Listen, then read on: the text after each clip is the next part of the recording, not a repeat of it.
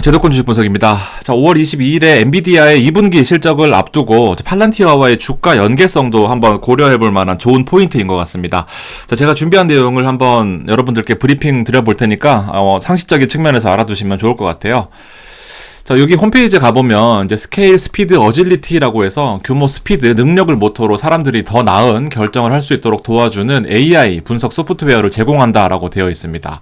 설립일은 2003년이고요. 상장일은 2020년 9월인데 이때부터 엄청난 열풍을 가져왔던 바로 이 팔란티어였습니다. 덴버에 있고요. 피터 틸과 알렉스 카프 CEO, 그리고 산업 분류는 IT 소프트웨어, 그리고 여러분들 잘 아시다시피 앱 소프트웨어도 최근에 각광받고 있는 그런 모습입니다. 탄생 배경을 살펴보면 최초 투자자는 미국 정부 그리고 CIA로 알려져 있습니다. 오사마 빈 라덴이고요. 이 미국 대폭발 테러 사건이라고 해서 9.11 테러, 쌍둥이 빌딩 테러 사건인데 이때 이제 국가 보안에 도움이 되고자 하는 마음으로 빅데이터를 바탕으로 세계 평화를 위해서 팔란티어는 이 가장 비밀스러운 기업을 만들고자 설립했습니다. 그리고 이 오사마 빈 라덴 사살 작전에 데이터를 제공했다라고 알려지면서 여기 오바마와 그 측근들이 이 사살 장면을 지켜보는 장면이 화제가 됐었는데 미국 국가기관이 가장 신뢰하는 보안 솔루션 제공 기업으로 이때부터 진화하게 됩니다. 자, 그리고 2020년에 상장을 하게 되는데요. 이렇게 언베일 된 장면이 있었습니다. 자, 팔란티어는 2020년 9월 30일에 뉴욕 증권거래소에 상장하면서 CIA와 FBI 등이 고객사인 것으로 밝혀지면서 비밀을 벗어내기 시작합니다. 자, 이후에 민간 부문으로 사세를 확장하면서 주가가 급등하기 시작했는데 전 세계 주요 기업뿐만 아니라 우리나라 같은 경우에는 현대중공업과 두산인프라코어 같은 회사에서 비리, 금융사기, 보안, 생산관리 등의 빅데이터를 바탕으로 보안 솔루션을 제공하면서 급격하게 성장하고 있습니다. 5월 6일 날 어닝이 발표됐었는데요. 서프라이즈였습니다. 이때 주요 하이라이트를 제가 요약을 해봤는데 전년 대비해서 21%의 매출이 성장했고 17%의 순이익 마진율을 기록했고 고객수도 무려 19% 증가하면서 262개. 미국 정부 부문 수입은 기본적으로 깔려있다라고 생각하시면 되는데요. 연간 기준으로 12%, 민간 부분 수익이 중요했습니다. 27%나 증가하면서 6분기 연속으로 수익성 보고를 한 이제 그런 상태입니다. 자, 왜 이렇게 인기가 많으냐 하면은요. 바로 이 엔비디아만큼 주가가 많이 올랐었던 그런 역사를 가지고 있습니다. 자, 보통 21년, 22년부터 시작된 그 챗 GPT 때문에 주가가 보통 많이 한 2배, 3배 이상 상승했고 엔비디아가 그 중심에 서 있는데 일단 팔란티어도 같은 상관관계를 보이면서 비슷한 상승폭을 보였어요. 그러면서 약간은 다른 행보를 보이고 있지만 그래도 팔란티어도 300% 이상 상승하면서 일단 무서운 상승세를 보여줬습니다. 자, 일단 빅데이터 분석을 전문으로 하면서 이 실제 HBM 반도체 GPU를 바탕으로 소프트웨어 솔루션 회사로 인해서 무서운 주가 상승을 보였다라는 점이고요. 근데 보안 솔루션 니즈가 있는 정부 그리고 CI 매출을 기본 베이스로 하면서 말씀드렸던 것처럼 민간으로의 매출도 급증하면서 주가가 많이 올랐습니다. 엔비디아와 상관관계가 높은 이제 그런 모습인데 자, 세부 모습을 보면 조금 고민해야 될 부분들이 있습니다. 자, 실제 EPS 주당 순이익과 매출 부문을 제가 정리를 한 거고요. 23년 1분기부터 실적이 흑자 전환이 됐습니다. 22년 1분기만 해도 적자였는데요. 이때부터 흑자 전환이 되면서 지금은 4배 이상 성장한 그런 모습을 보였습니다. 이 팔란티어 알렉스 카프 CEO 같은 경우에는 10년 전에 1년 동안 창출한 수익보다 한 개 분기에 더 많은 수익을 올리고 있다라면서 이번 어닝콜에서 이렇게 밝혔습니다. 자, 매출 구조가 좀 여러분들 아셔야 될 게 있습니다. 매출은 많이 증가했다라고 아시면 될 것 같은데 정부 매출도 증가했어요. 근데 이 민간과 기타 부문에서 엄청나게 증가를 한 모습을 보였습니다. 무려 27%나 증가를 했고 순이익에도 많이 기여한 모습을 보였습니다. 자, 기본적으로 정부 매출이 기본이다라고만 알려져 있었는데 민간 부문에서 이 성장한 모습이 일단 주가 상승에 좀 더 기대가 되는 그런 모습이었습니다. 자, 다만 실적 발표 이후에 좀 약간 충격적인 모습이 있었습니다. 폭등한 주가 상승 속에서 실제로 계속해서 돈을 벌 수 있느냐에 대한 이제 그런 시장의 우려가 지속이 되면서 지금까지도 약간 조정받는 그런 모습을 보여주고 있는데 이건 트렌드가 있어요. 애플 이후에 바뀐 기업의 어닝 트렌드입니다. 애플이 시가총액 1위를 마이크로소프트한테 내주면서 결국에는 이런 특징들이 생겼습니다. 최근 어닝들 발표하는 회사를 보면요. 자, 실제 실적 발표 나온 거와는 좀 상관관계가 좀 다른 것 같습니다. 무관하게 가이던스를 중요시하는 모습이었어요. 즉 실적이 잘 나온 건 알겠어. 앞으로 계속해서 이렇게 벌 수 있어? 라는 부분이 바로 연속 성장 가능성에 무게를 두는 모습입니다. 보시면은 이제 두 가지로 나타날 수 있는데 얘는 메타고요. 얘는 테슬라입니다. 메타는 실적이 엄청나게 증가를 했어요. 앞으로 가이던스 제시가 부재하면서 그렇지만 주가가 이만큼 떨어지는 모습 보였고요. 그동안 많이 올랐던 주가를 반납하는 모습.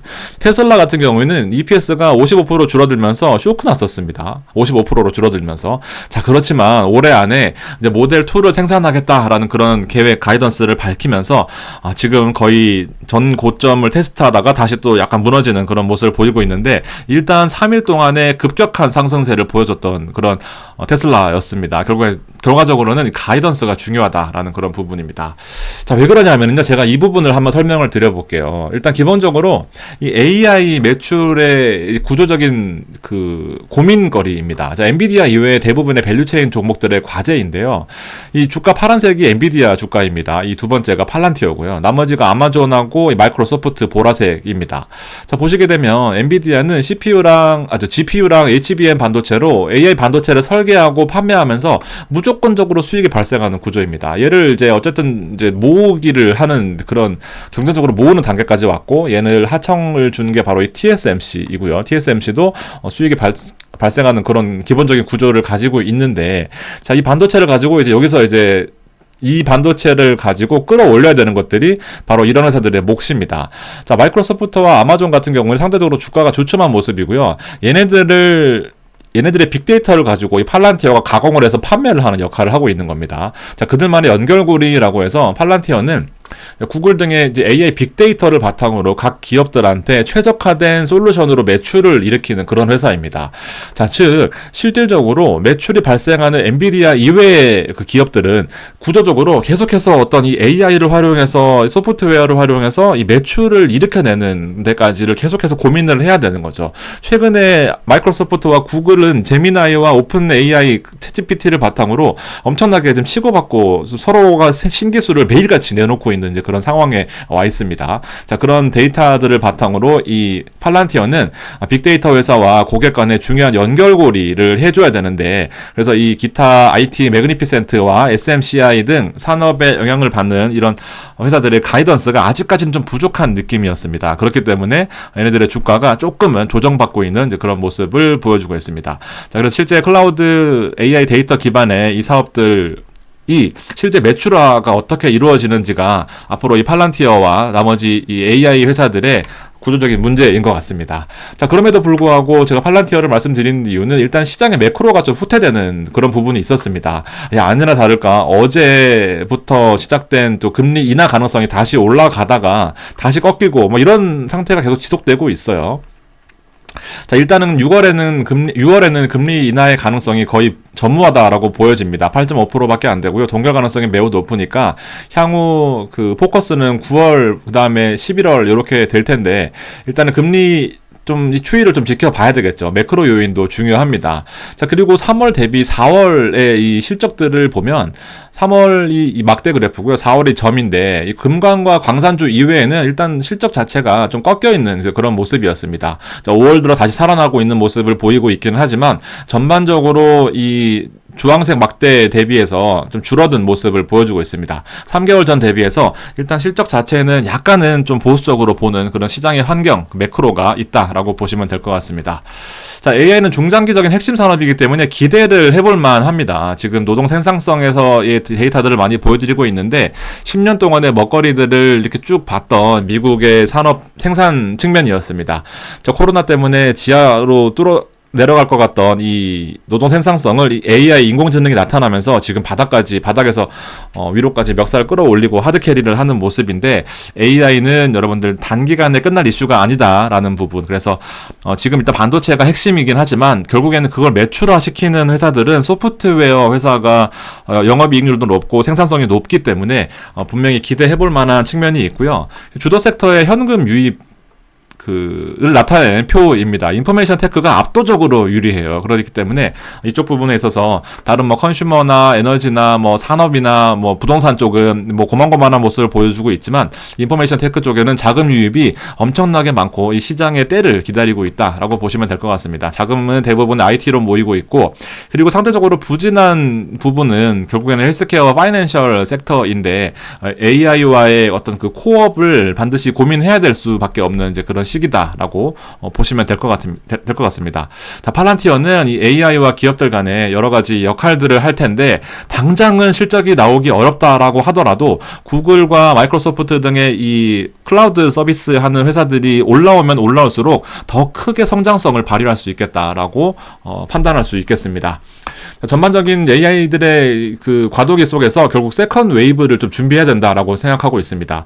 자, 일단 AI 강자들의 선순환적인 매출 확대가 필수적입니다. 얘네들끼리 같이 올라와야 돼요. 누가 하나 무너지기보다는 같이 올라온다라는 환경 속에서 일단 세컨드 웨이브, 두 번째 AI의 핵심이 뭐가 될 것이냐라는 겁니다. 그래서 주가 상승 속에 일단 기본적으로 조정은 필수적일 수밖에 없다. 그렇지만 이 조정 때 미리 대비하는 것은 현명한 투자 판단이다라고 생각하고 있습니다.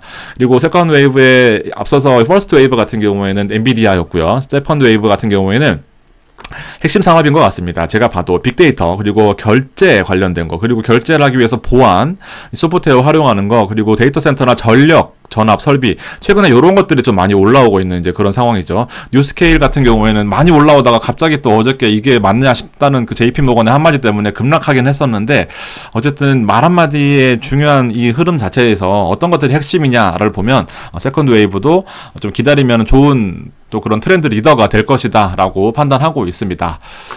자, 3년간의 이제 배당 성장이 75% 이상이 되고 있었던 팔란티어였습니다. 일단 0.5% 정도밖에 배당이 나오지 않지만 이 IT 기업이 배당 0.5%는 생각보다 큽니다, 여러분들. 그래서 5월 2일 이전까지 매수하면은 일단 배당까지 가져갈 수 있기 때문에 요런 배당 성장에 같이 참여하실 분들은 매수를 하시면 좋을 것 같습니다. 자, 오늘 이 상식적인 측면에서 팔란티어를 준비해봤는데요. 포트폴리오 분산 차원에서는 되게 괜찮다라는 생각을 하고 있습니다. 도움 되셨으면 좋겠고요. 오늘 방송은 여기까지입니다. 감사합니다.